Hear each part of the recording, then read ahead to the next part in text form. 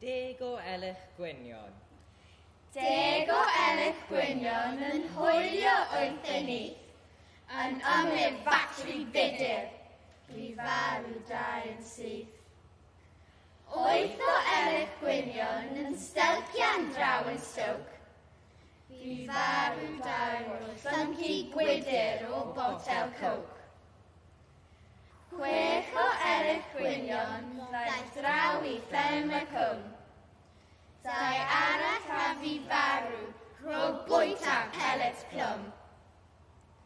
4 arall perffaith, mor wyn a geir a ddôl.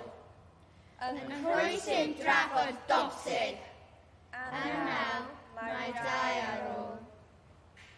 2 o elych gwynion yn oed yn adar prin, yn bwyta gwenwyn llygod, a 2 a drodd yn ddim.